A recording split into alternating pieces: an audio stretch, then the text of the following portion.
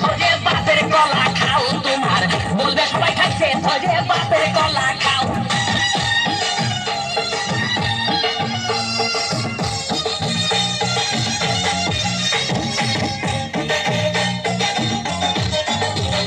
নিজের কলা আগে খানো কেন পরের কলা ধরে টানো